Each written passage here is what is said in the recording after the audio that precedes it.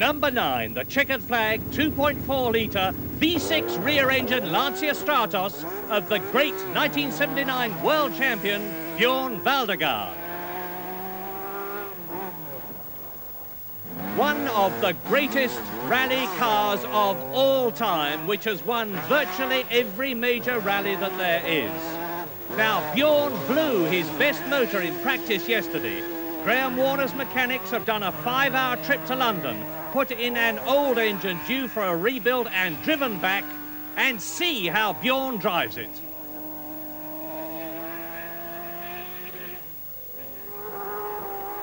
Driven back, and see how Bjorn drives it.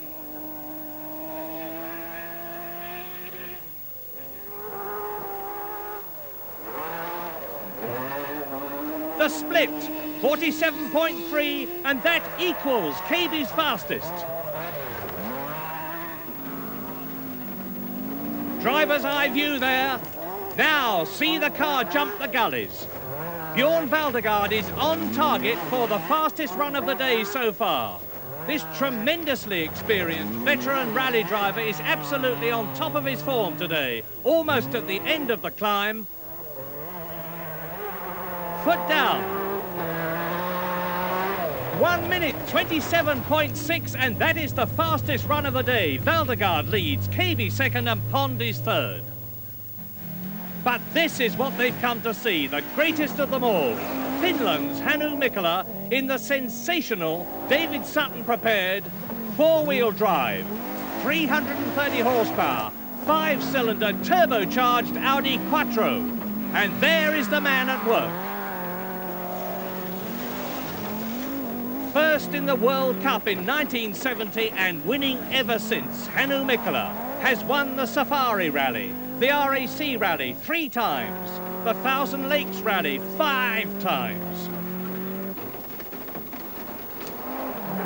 20 years experience, and a Quattro has won in Sweden, and now 43.6, sensational at the split, fastest by an incredible 4 seconds. And if he's done that on the half distance, what on earth is he going to do over the full run? Look at this four-wheel drive machine at work. The front wheels biting with the power, the rear wheels biting with the power, and this is a sensational drive.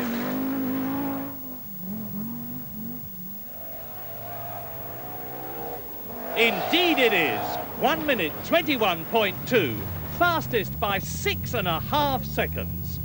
So after the uphill runs, Mikkola leads, Valdegaard second, KB third. Perfect conditions for the downhill runs, and thanks to the ever-helpful Forestry Commission, the course is in prime condition. 8 drivers going in reverse order of uphill times. Slowest first, and that's Sweden's Stig Blomqvist. Stig in the 240 horsepower front engine rear wheel drive Talbot Lotus, only 1/10 of a second slower than his countryman Per Eklund on the uphill run. And this is the World Rally Championship car. Stig comes from Örebro in Sweden, 20 years in competitions, 3 times a winner at the Swedish Rally. He's won the RAC Rally, and he's really hammering the Talbot now. The split, 42 seconds, and that automatically becomes the target time from now on for the other 7 drivers in this downhill run. Stig, tremendously versatile. Saab front-wheel drive, Talbot rear-wheel drive, and this year he is driving the 4-wheel drive Audi, and now he is within sight of the banner for the finish. 1 minute 25.9, an aggregate of 2 minutes 54.8. And next up, it's Per Eklund, 7th fastest uphill in the 2-litre Toyota Celica with Beverly Hayne. The bearded Per Eklund, wearing glasses, first in the BBC television rally sprint here in 1979 in a TR7, and second in 1980. A new car, very much improved after it had a lot of trouble in the Circuit of Ireland rally recently. And with 20 years' experience, Per Eklund is certainly the man to get the best out of the Toyota. He's driven for Saab, for VW, for Fiat, for Porsche, and the split time is 41.4 seconds, and that is faster than that of Stig Blomqvist. It looks a big car, it looks an unwieldy car, but it isn't either, and Per Eklund is certainly showing it. That's what he's seeing, and he's almost home. 1 minute 24.9 and an aggregate time of 2 minutes 53.7, 1.1 seconds faster than Blomqvist. And away goes Russell Brooks from Inkbarrow in the 240 horsepower Blydenstein Vauxhall Chevette.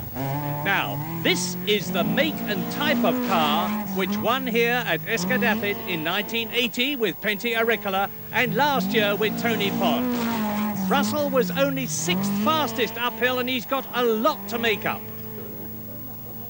Fresh from his 2nd place in the Circuit of Ireland, ex-British Rally champion. Experience in Mini, Escort, Stratos, Talbot and Chevette, and it's 41.5 seconds of the split, and that is second to Per Eklund.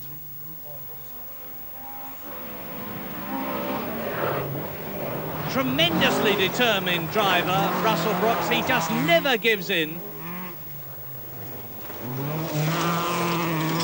And this is an ideal car for Escadafid. The total time as Russell Brooks goes under the banner, 1 minute 24.7 downhill, aggregate of 2 minutes 53.4, faster than Eklund. And now it's Scotsman Jimmy McRae from Lanark in the Opel Ascona 400. Jimmy's had a marvellous run of success. He's just back from his 3rd win in the Circuit of Ireland.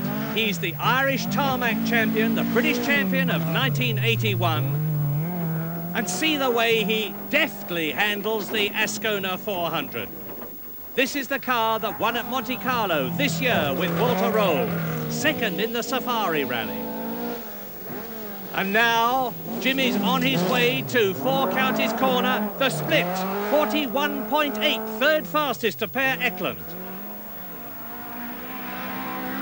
It's going to take him all his time to cut back tenths of a second, which he desperately needs to get a really fast run and take him up towards the front. Because as he goes round the right-hander there, accelerates away, twisting at the wheel, and the power going down, he is home, and the time, 1 minute 25.7, gives an aggregate of 2 minutes 54.3.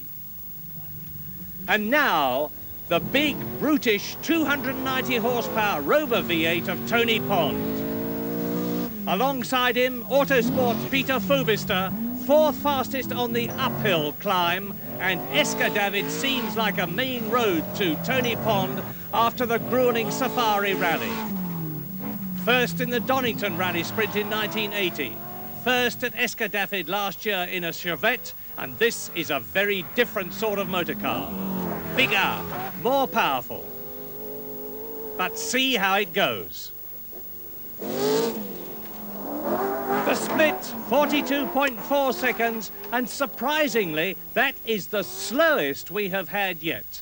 Tony Pond and the Rover look tremendously fast and spectacular, but they are going more slowly than it seems.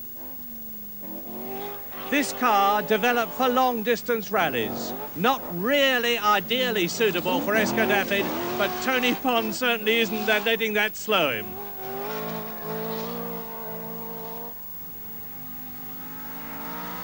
Under the banner, 1 minute 26.7, an aggregate of 2 minutes.